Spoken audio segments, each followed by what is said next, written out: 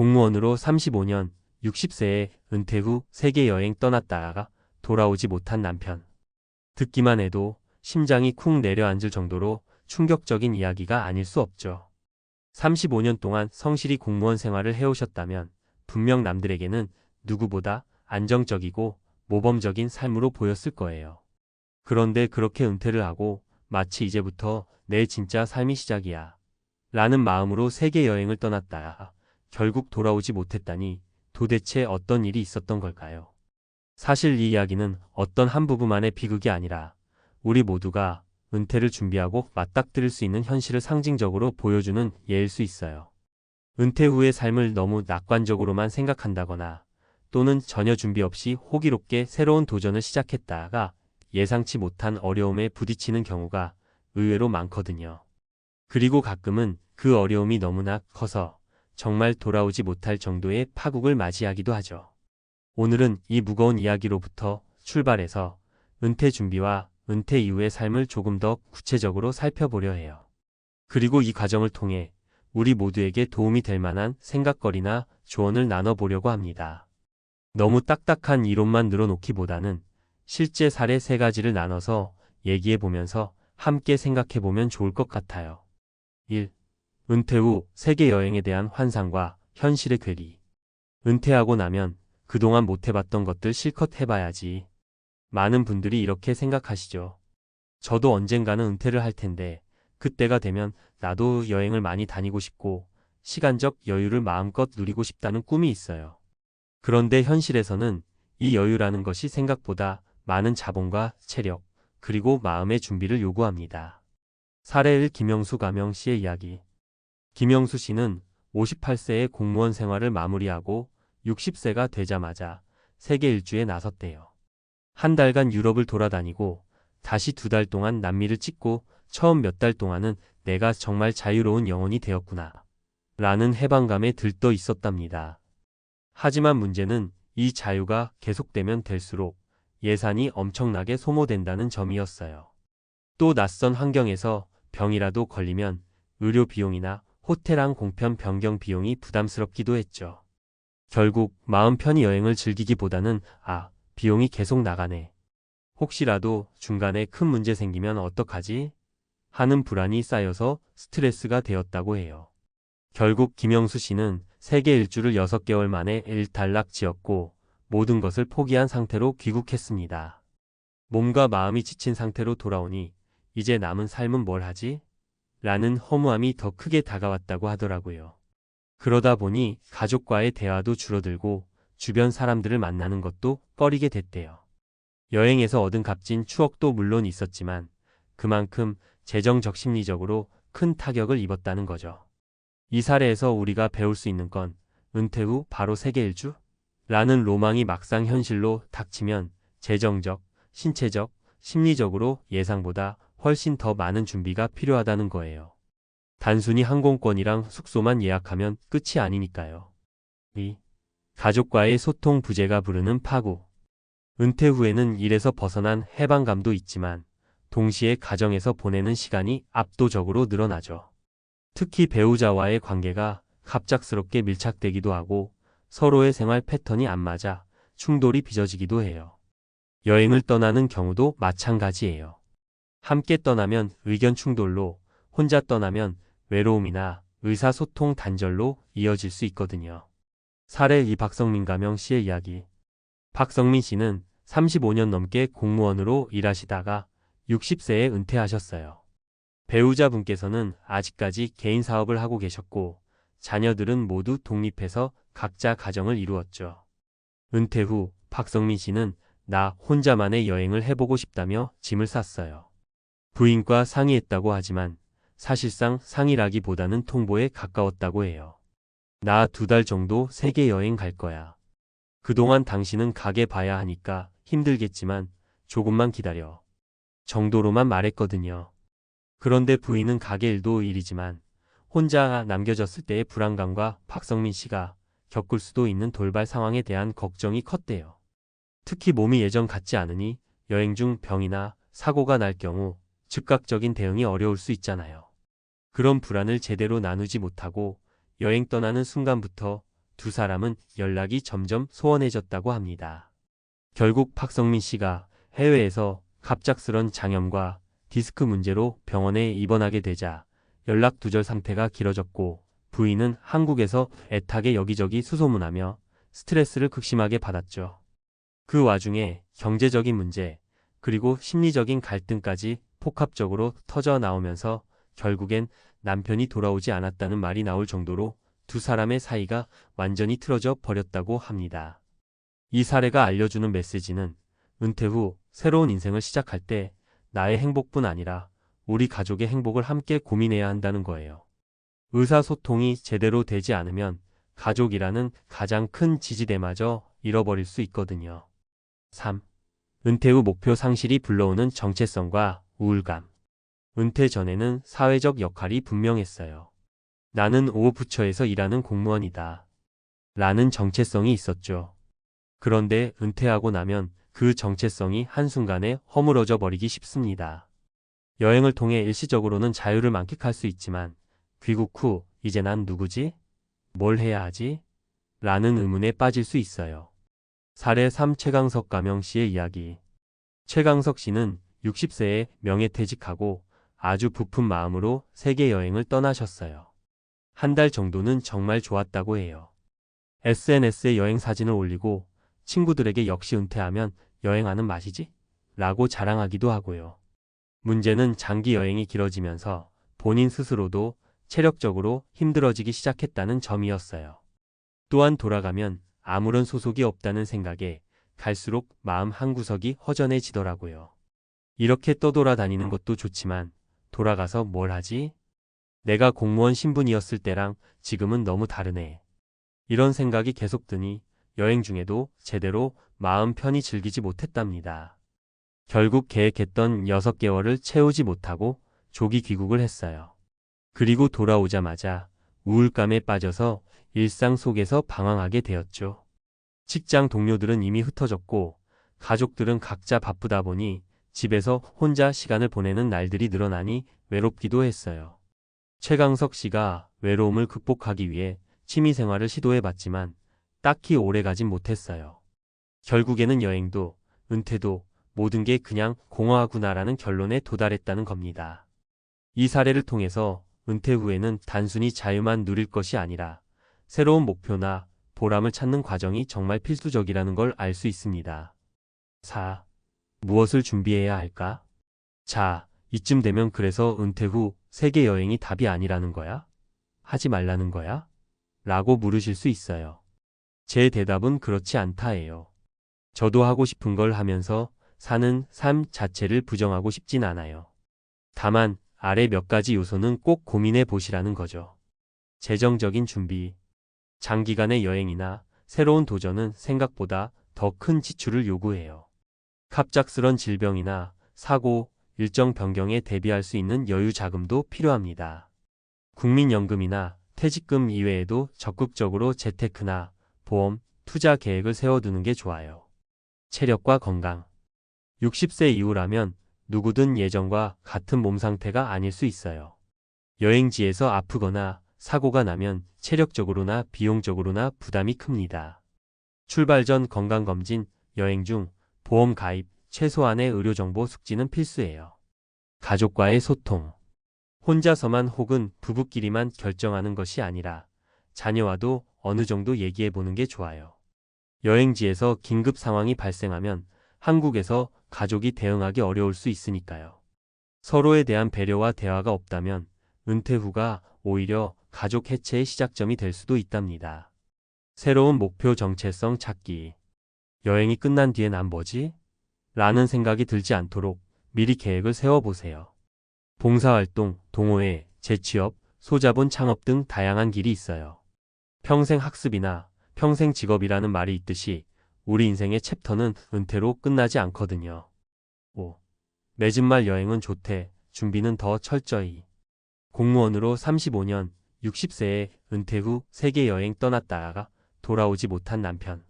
이라는 극단적인 이야기는 실제 사건이라기보다는 많은 이들에게 일어날 수 있는 은퇴 후 삶의 불안과 돌발 상황을 극적으로 상징하는 문구라고 볼 수 있어요. 우리 모두 은퇴 이후에는 자유로움을 누리고 싶고 또 오래 묵힌 꿈을 펼쳐보고 싶은 욕구가 있죠. 그건 충분히 존중받아야 해요.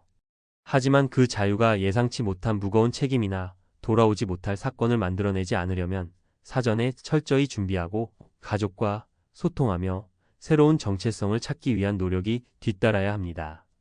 한 번뿐인 삶, 60세 이후에도 즐겁고 보람 있게 살려면 단순히 지금의 업무만 끝냈다고 해서 모두 해결되는 건 아니니까요.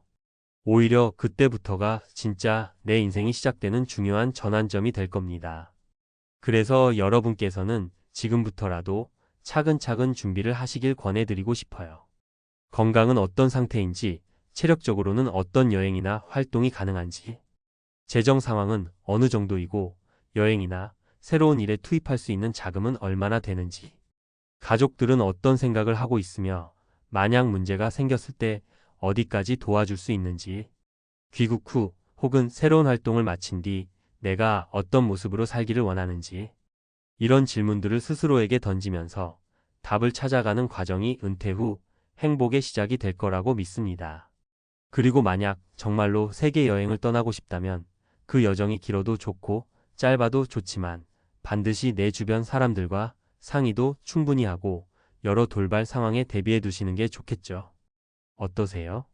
조금은 답답하게 느껴질 수도 있지만 막상 이 모든 것을 알고 준비해 간다면 은퇴 후에 세계 여행이 돌아오지 못할 남편을 만들기보다는 멋진 인생 이막을 여는 계기가 될 수 있을 거라 생각해요. 결국 핵심은 나는 무엇을 원하는지, 그리고 그것을 위해 어떤 준비를 해야 하는지 스스로에게 솔직해지는 거 아닐까요? 그럼 우리 모두 은퇴 후에도 삶을 풍요롭고 의미 있게 누릴 수 있도록 지금부터 차근차근 준비해 보자고요. 분명 그 길 위에는 더 많은 꿈과 행복이 기다리고 있을 테니까요. 50대에 접어들면서 많은 분들이 은퇴를 준비하기 시작합니다. 하지만 현실은 녹록지 않습니다. 특히 연금이 충분하지 않거나 전혀 없는 상황에서 은퇴를 맞이하면 그 이후의 삶은 상상하기도 두렵습니다. 내가 정말 준비가 되었을까? 라는 생각이 머릿속을 떠나지 않을 때가 많습니다. 오늘은 연금 없는 50대들이 은퇴 후 어떤 벼랑 끝에 서게 되는지, 그리고 그들이 어떻게 이 어려움을 헤쳐나가는지에 대한 충격적인 이야기들을 나누고자 합니다. 이 이야기를 통해 우리 모두가 노후 준비의 중요성을 다시 한번 깨닫기를 바랍니다. 본론 충격적인 현실과 사례들. 첫 번째 사례 김 씨의 이야기. 김 씨는 50대 초반의 회사원으로 지난 30년간 꾸준히 일해왔습니다.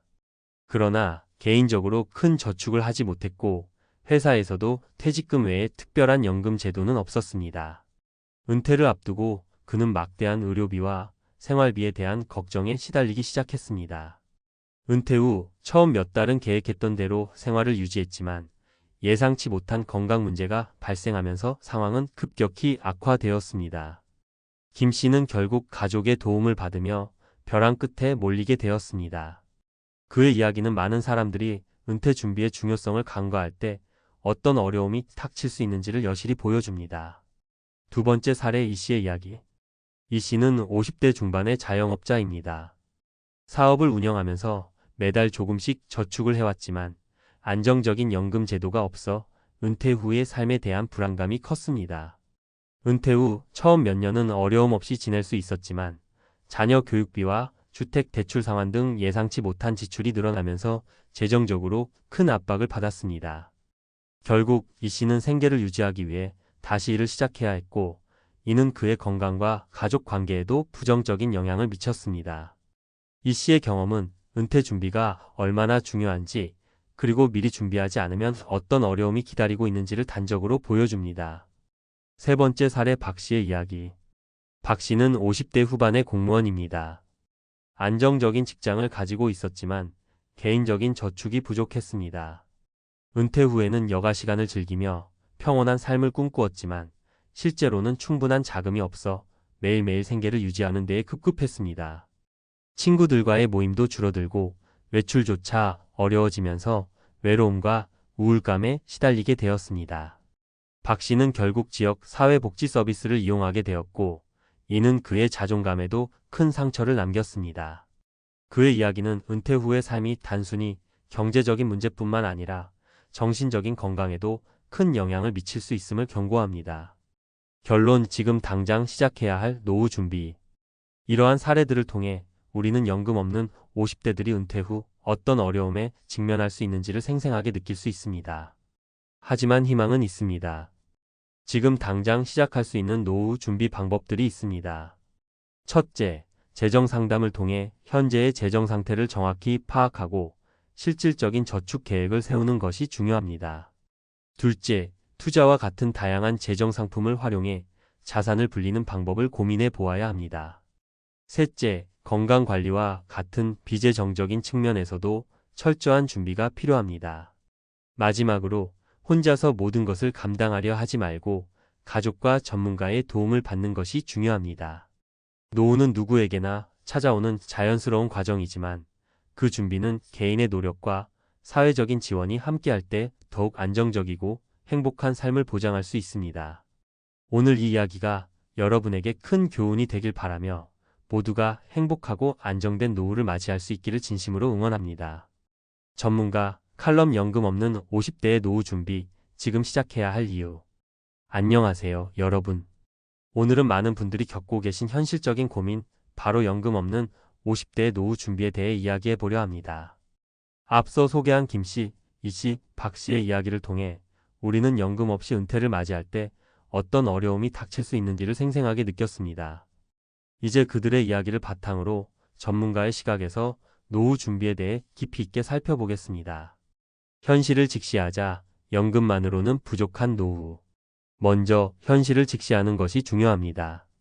많은 분들이 연금이 은퇴 후 생활의 전부라고 생각하지만 실제로는 그렇지 않습니다.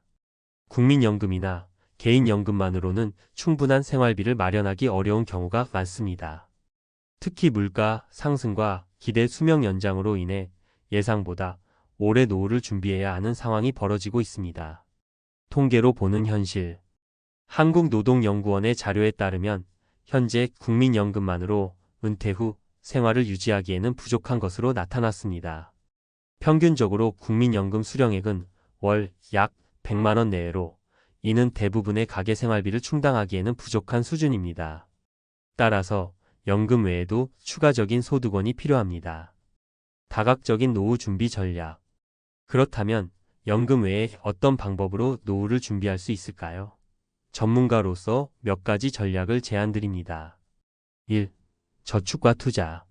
가장 기본적이면서도 중요한 방법은 꾸준한 저축과 현명한 투자입니다. 50대는 아직도 투자를 통해 자산을 불릴 수 있는 시기입니다. 주식, 채권, 펀드 등 다양한 금융 상품을 활용해 포트폴리오를 다각화하는 것이 중요합니다. 다만 투자에는 항상 리스크가 따르므로 자신의 재정 상황과 목표에 맞는 투자 전략을 세우는 것이 필요합니다. 2.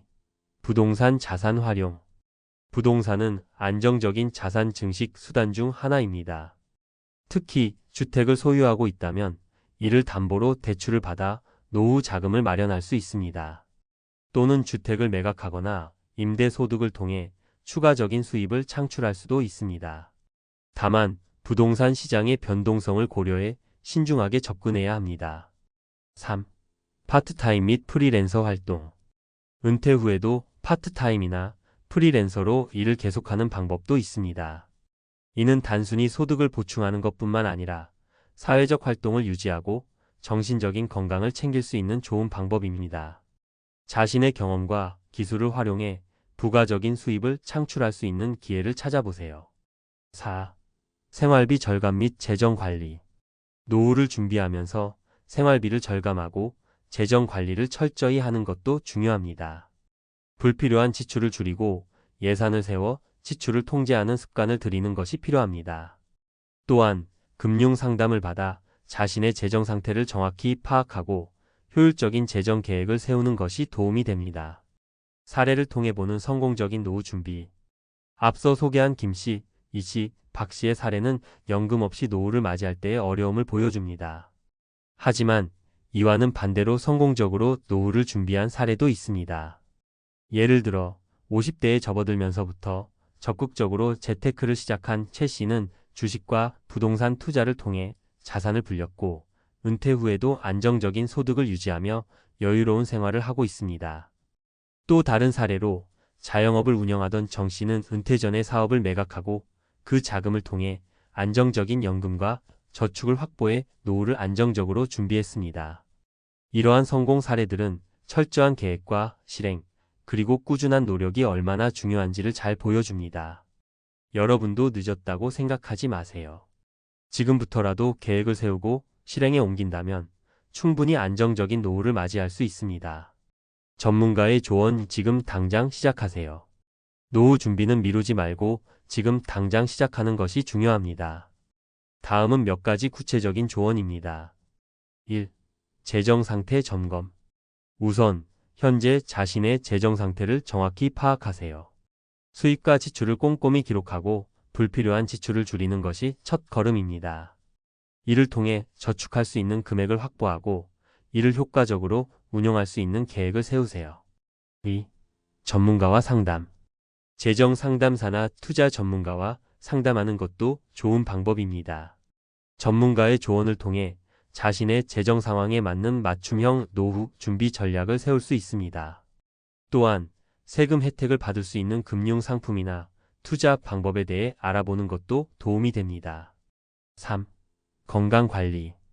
노후 준비는 단순히 경제적인 측면뿐만 아니라 건강 관리도 포함됩니다. 건강은 노후 생활의 질을 결정짓는 중요한 요소이기 때문에 규칙적인 운동과 건강한 식습관을 유지하며 정기적인 건강 검진을 받는 것이 필요합니다. 4. 가족과의 소통. 가족과의 소통도 중요한 부분입니다. 노후 준비는 혼자서 모든 것을 감당하려 하기보다는 가족과 함께 계획을 세우고 협력하는 것이 더 효과적입니다. 가족의 지원을 받으며 함께 노후를 준비하는 것이 정신적인 안정감도 가져다 줍니다. 마무리하며 희망을 잃지 마세요. 연금 없이 은퇴를 맞이하는 것은 분명히 큰 도전이지만 절망할 필요는 없습니다. 올바른 계획과 준비를 통해 충분히 안정적이고 행복한 노후를 맞이할 수 있습니다. 김씨, 이씨, 박씨의 이야기는 우리에게 중요한 교훈을 줍니다. 바로 지금 당장 노후 준비를 시작해야 한다는 점입니다. 여러분도 오늘부터라도 작은 것부터 시작해 보세요. 꾸준한 저축, 현명한 투자, 건강관리, 그리고 가족과의 소통을 통해 여러분만의 안정적인 노후를 준비해 나가시길 바랍니다. 미래는 스스로 만들어가는 것입니다. 여러분의 노후가 행복하고 안정적이길 진심으로 응원합니다. 감사합니다. 안녕하세요. 저는 올해 55세가 된 흔히들 말하는 70년생 김과장입니다. 사실 어릴 때는 은퇴라는 단어가 남의 이야기처럼 들렸어요. 나중에 어떻게든 되겠지, 나 정도면 직장 생활 잘하고 있으니 문제 없을 거야 하는 막연한 생각으로 살았죠. 하지만 이젠 정말 내 눈앞에 닥치고 나서야 아차, 큰일 났다 싶습니다. 오늘 제 이야기를 들으시는 여러분도 혹시 저와 같은 고민을 시작도 못 해본 분들이라면 꼭 끝까지 들어주세요. 은퇴는 먼 미래의 일이 아니고 준비 없이는 남은 인생이 무너질 수도 있다는 걸 몸소 깨달았으니까요. 1. 은퇴가 막상 다가오고 나니 현실은 달랐다. 사실 저도 40대까지는 그럭저럭 괜찮게 산다고 생각했어요. 회사에서 과장까지 달았고 매달 월급은 꼬박꼬박 들어오니 딱히 금전적으로 큰 어려움도 없었거든요. 아파트 한 채, 승용차 한 대 남들이 보기엔 괜찮은 중산층이었죠. 그런데 50대가 되자마자 회사 내에서 명예퇴직 이야기가 슬슬 나오기 시작하는 겁니다.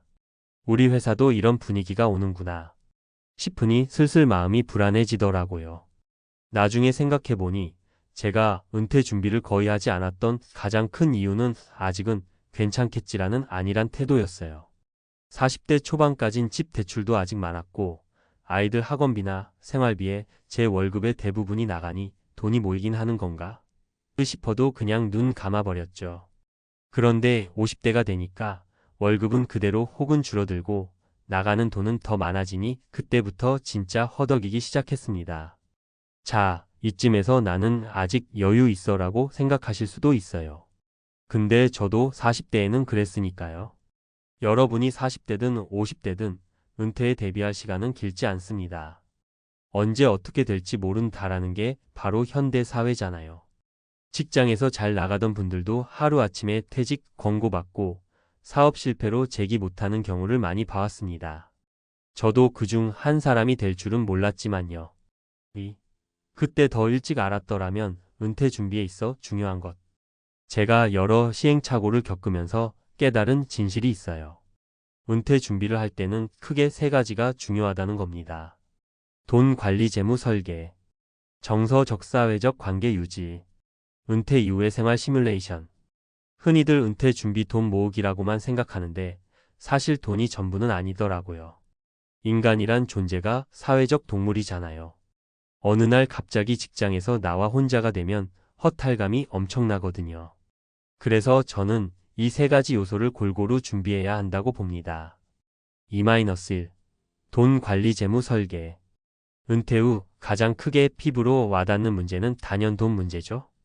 연금만으로 생활이 가능하면 좋겠지만 생각보다 연금 수령액이 적어서 깜짝 놀라실 수도 있어요.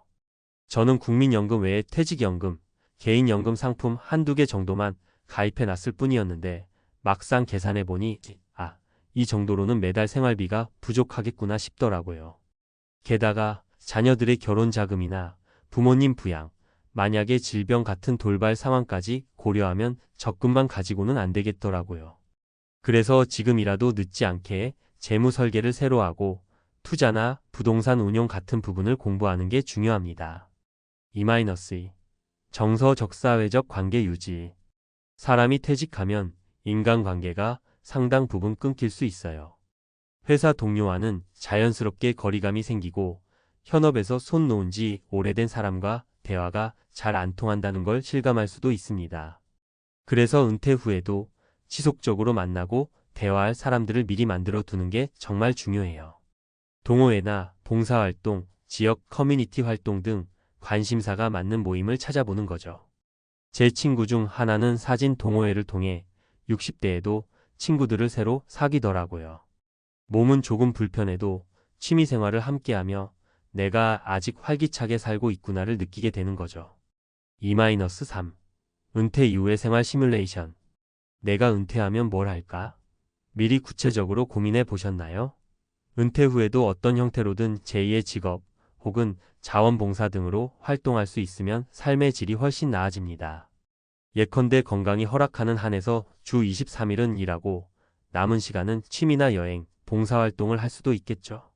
어느 지역에서 살 것인지, 월 생활비는 얼마나 필요한지, 아이들은 얼마나 지원할 건지 등의 시나리오를 구체적으로 그려봐야 합니다. 3. 현실이 된 위기, 그리고 만났던 세 가지 사례. 여기서 제가 직접 겪거나 주변에서 본 설득력 있는 세 가지 사례를 말씀드릴게요. 혹시나 에이 난 아니야 하고 계셨다면 이 이야기가 조금이라도 도움이 될 거라 믿습니다. 사례 1. 준비 없이 명예퇴직 권고받은 박 부장. 제 회사 동료였던 박 부장 69년생은 회사에서 명예퇴직 얘기가 나왔을 때도 내가 그래도 성과는 꽤 낸 편인데 설마 나에게까지 오겠어? 하면서 대수롭지 않게 생각했습니다. 그런데 연말에 회사 인사 발표가 나자마자 현실이 되더군요. 문제는 박 부장이 대부분의 재산을 아이 유학 비용에 쏟아붓고 있었던 터라 막상 퇴직금을 받아도 대출 갚고 나니 현금이 거의 남지 않았어요. 또 박 부장의 아내는 가사에만 전념해왔기 때문에 두 사람 모두 당장 수입을 만들어낼 여력이 부족했습니다. 결국 박 부장은 바로 다음 달부터 경비원 일자리를 구했는데 몸이 힘들다 보니 자꾸만 병치레를 하게 돼요. 박 부장 부인 역시 동네 학원에서 알바를 하는 정도입니다. 퇴직금이 어느새 바닥나서 빚이 늘어가는 악순환에 빠졌다고 해요.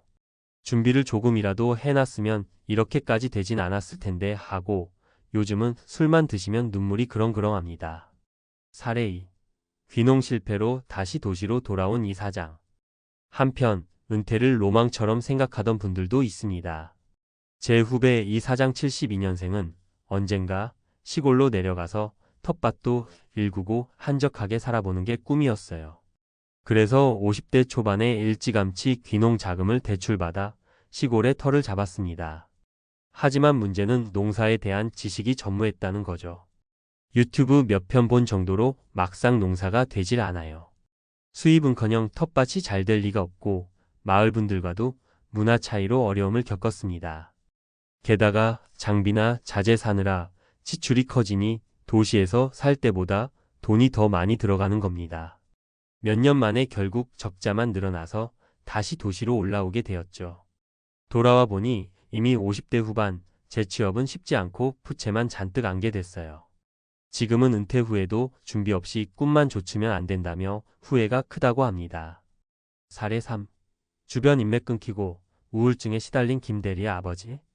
마지막으로 제 지인 김대리 78년생의 아버지 이야기인데요.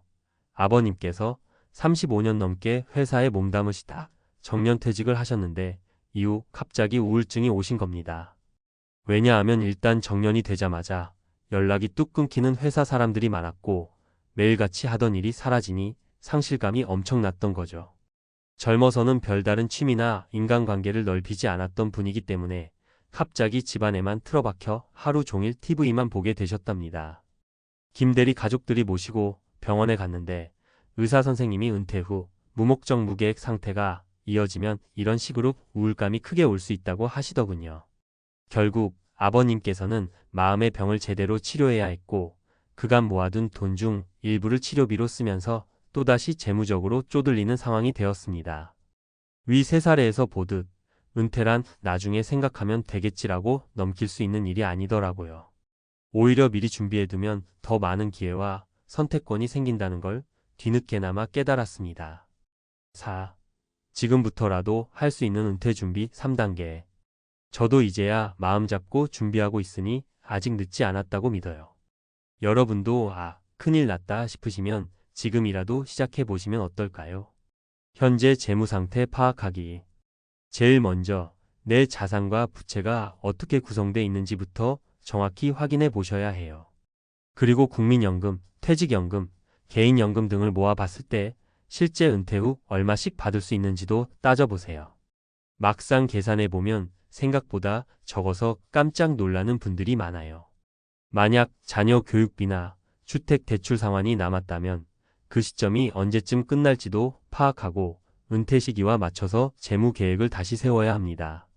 자기만의 이막 혹은 세컨드 잡 구상하기. 은퇴가 꼭 일을 아예 안 하는 것을 의미하진 않아요. 지금의 직장 생활을 언젠가 그만두더라도 내가 할 수 있는 일 혹은 하고 싶은 일이 있을 수 있죠. 주 3일 파트타임이라도 괜찮고 자영업이나 프리랜서로 전직할 수도 있습니다. 또는 노년층 인턴십이나 시니어 일자리 사업을 이용해 볼 수도 있고요. 중요한 건 남은 삶을 어떤 형태로 채울까를 미리 고민하고 찾아보는 거예요. 그래야 은퇴 후에도 경제활동이나 사회생활을 지속해 소득과 보람을 동시에 누릴 수 있습니다. 취미 봉사 커뮤니티 활동을 통한 인간관계 유지. 저는 작년에 사진 동호회에 가입했고 매주 주말엔 지역 봉사단체에서 어르신들 돌보는 일을 조금씩 하고 있어요.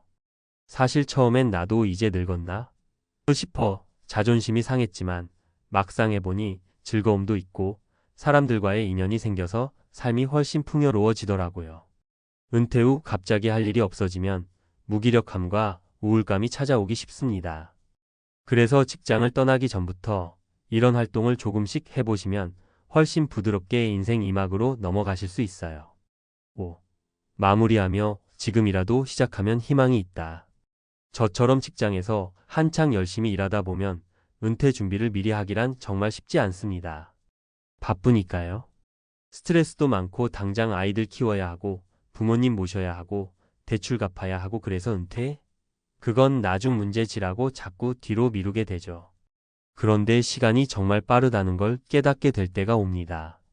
어느 날 거울을 보니 흰머리가 늘고 언론에선 베이비 부머, 신중년 같은 단어가 나오면서 명예퇴직 이야기가 회사에서 서서히 들리기 시작하면 그제야 머릿속에 경고등이 번쩍 들어와요.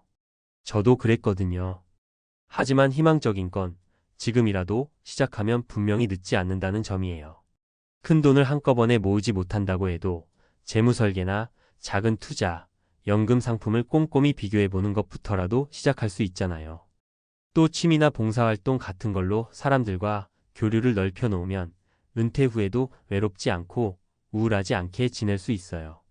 오늘 제 이야기를 들어주셔서 감사합니다.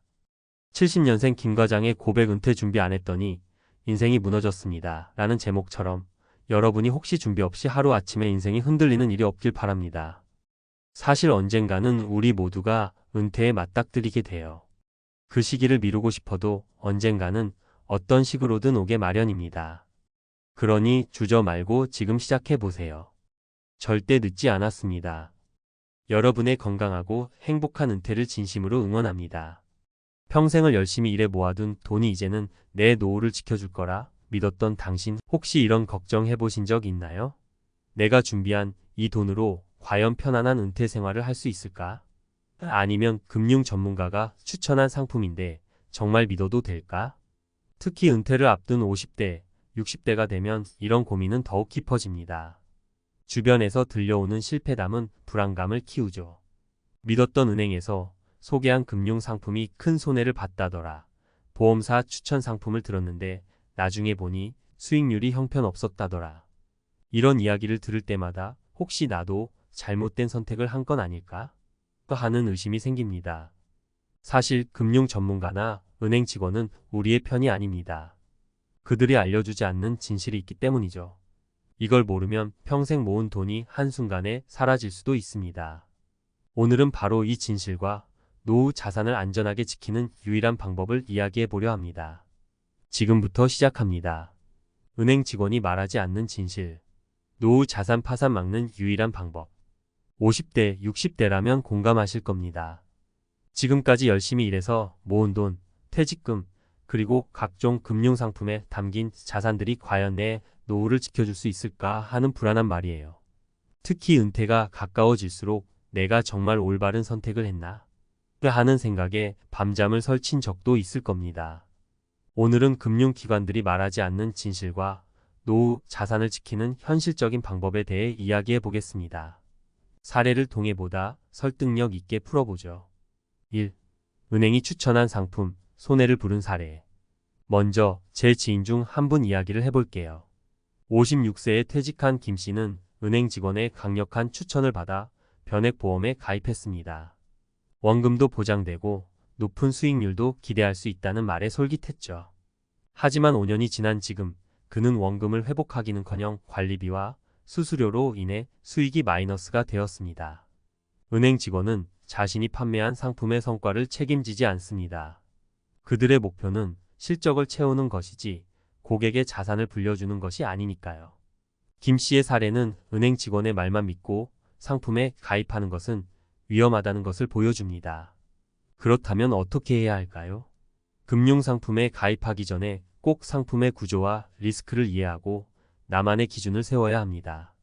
전문가의 조언을 듣더라도 최종 판단은 본인이 내리는 게 중요합니다. 2.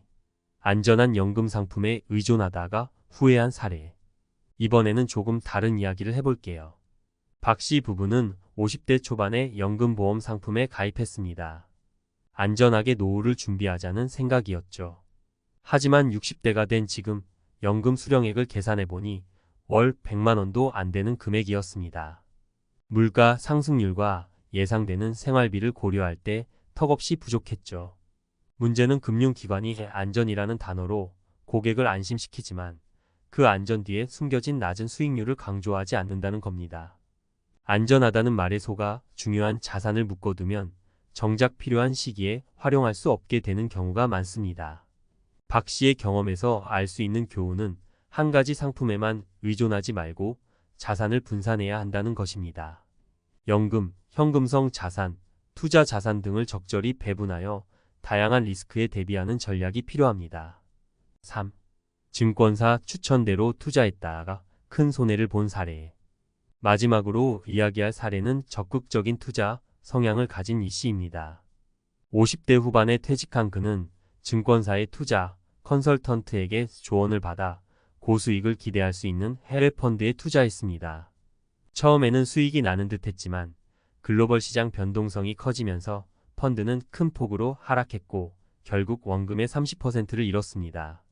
증권사 컨설턴트들은 투자 상품을 판매하는 데 초점을 맞춥니다. 고객이 손해를 보더라도 그들의 책임은 아닙니다. 투자에는 리스크가 따른다는 사실을 강조하기보다 수익률만 부각시키는 경우가 많습니다. 이 사례에서 배울 점은 무엇일까요? 투자할 때는 철저히 본인의 재정 상태와 위험 감수 능력을 고려해야 한다는 것입니다. 남의 조언에만 의존하지 말고 스스로 공부하고 판단할 수 있는 능력을 길러야 합니다. 노후 자산 관리를 위한 3가지 핵심 전략. 위 사례들을 통해 우리는 한 가지 중요한 교훈을 얻을 수 있습니다. 내 자산은 내가 지켜야 한다는 것입니다. 금융기관은 우리의 노후를 책임져 주지 않습니다. 그렇다면 어떻게 해야 할까요? 1. 자산을 분산하라. 한 가지 금융상품에 자산을 몰아넣는 것은 위험합니다. 현금, 연금, 투자 자산 등을 균형 있게 배분하세요. 분산 투자는 리스크를 줄이고 안정성을 높이는 기본 원칙입니다. 2. 스스로 공부하라. 금융상품에 가입하거나 투자를 하기 전에 충분히 공부하세요. 상품의 구조, 리스크, 수수료 등을 꼼꼼히 따져보세요. 인터넷이나 강의를 통해 기본적인 재테크 지식을 쌓는 것도 큰 도움이 됩니다. 3. 긴급 자금을 준비하라. 예상치 못한 상황에 대비해 생활비 6개월에서 1년치에 해당하는 긴급 자금을 따로 준비하세요. 이것은 어떤 금융상품보다 안전한 버팀목이 될 것입니다. 노후 자산 전문가도 속는다면 이제는 스스로 지킬 때 은행, 보험사, 증권사 등 금융기관에 기대는 것은 은퇴를 앞둔 많은 분들에게 여전히 익숙한 방식입니다. 하지만 전문가조차 속는 금융상품의 세계에서 우리의 노후 자산을 지키는 방법은 무엇일까요? 오늘은 전문가 칼럼의 형태로 구체적인 실행 전략과 통찰력을 나눠보겠습니다. 편안하게 읽으시면서 노후 자산 관리의 실마리를 찾아보세요. 1. 금융기관은 왜 우리의 노후를 책임지지 않는가? 먼저 금융기관의 구조부터 짚어봅시다. 은행 직원, 보험사 설계사, 증권사의 컨설턴트가 당신을 진심으로 도와주고 싶어 한다고 믿고 계신가요?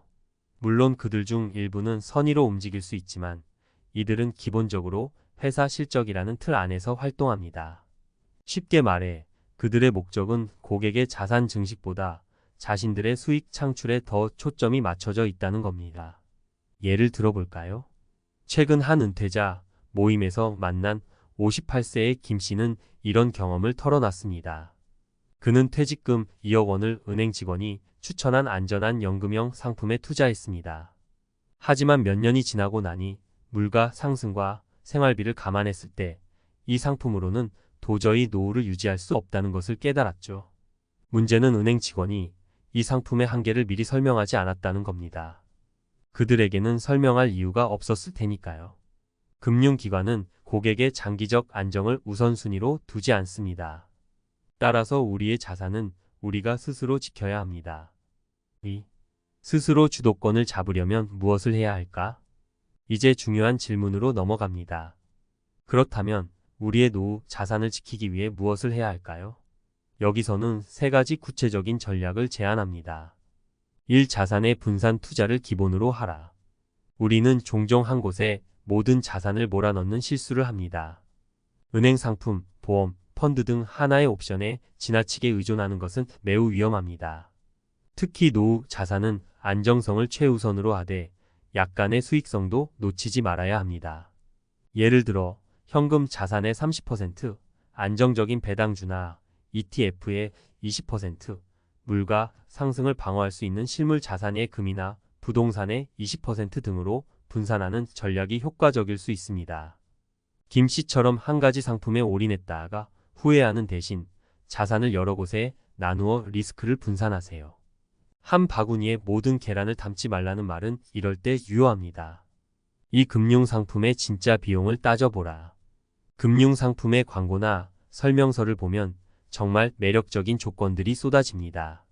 수익률 5%, 원금 보장, 고객 맞춤형 설계 같은 문구는 우리를 안심시킵니다. 하지만 상품의 수수료와 관리비, 심지어 중도 해지 시 발생하는 페널티까지 감안한다면 이야기가 달라집니다. 박 씨의 사례를 살펴볼까요? 그는 50대 초반의 보험사 설계사가 추천한 연금보험 상품에 가입했습니다. 하지만 중도의 수익이 나지 않자 해지하려 했고 그 과정에서 큰 페널티를 물어야 했습니다. 보험사 측은 처음 계약할 때 설명했다고 하지만 계약 당시에는 이런 부분이 충분히 강조되지 않았던 것이 문제였습니다. 상품을 가입하기 전에는 반드시 숨겨진 비용이 무엇인지 명확히 파악해야 합니다. 이는 금융기관이 잘 말하지 않는 부분이기 때문에 본인이 꼼꼼히 따져봐야 합니다. 3. 긴급 자금을 반드시 확보하라. 긴급 자금은 은퇴 후 가장 중요한 안전망입니다. 예기치 않은 질병, 사고 혹은 갑작스러운 경제 상황 변화는 언제든 닥칠 수 있습니다. 이런 위기에 대비해 6개월에서 1년치 생활비에 해당하는 금액을 현금으로 확보해 두는 것이 필요합니다. 증권사 컨설턴트의 말을 듣고 모든 자산을 투자에 몰아넣은 이 씨는 펀드가 급락했을 때 긴급 자금이 없어 큰 어려움을 겪었습니다. 그는 결국 원치 않는 조건으로 대출을 받아야 했고 그로 인해 은퇴 생활의 질이 크게 떨어졌습니다. 긴급 자금은 안정적인 노후를 위한 최소한의 준비입니다. 이 돈은 언제든지 사용할 수 있어야 하고 금융시장과 관계없이 안전하게 보관할 수 있어야 합니다. 3. 전문가가 말하는 올바른 노후 자산 관리법. 결론적으로 노후 자산 관리는 단순히 금융상품을 선택하는 문제가 아닙니다. 이는 자산 배분, 위험 관리, 그리고 긴급 상황 대비라는 큰 틀 속에서 이루어져야 합니다. 자산 배분의 중요성. 다양한 자산군에 자산을 나누어 리스크를 줄이고 수익성을 높이세요. 안정적인 배당주나 ETF, 실물 자산에 적절히 분산하는 것이 핵심입니다. 상품 구조와 비용 이해하기. 상품에 감춰진 수수료와 비용, 장단기 리스크를 철저히 분석하세요. 광고에 현혹되지 말고 계약 조건을 꼼꼼히 살피는 습관을 기르세요. 긴급 자금 준비하기. 어떤 상황에서도 사용할 수 있는 비상 자금을 마련하세요. 이는 가장 기본적이고도 중요한 안정장치입니다. 마무리하며 마지막으로 강조하고 싶은 것은 금융기관의 말만 믿고 따르는 시대는 끝났다는 것입니다. 이제는 우리의 자산을 우리가 직접 이해하고 관리해야 할 때입니다. 전문가의 조언을 참고하되 최종 결정권은 본인에게 있다는 점을 잊지 마세요. 오늘 시작하는 작은 변화가 은퇴 후 당신의 삶을 완전히 바꿀 수 있습니다. 자산을 스스로 관리하고 준비하는 노력을 통해 편안하고 안정적인 노후를 만들어 가세요. 지금 당신의 선택이 미래를 좌우합니다.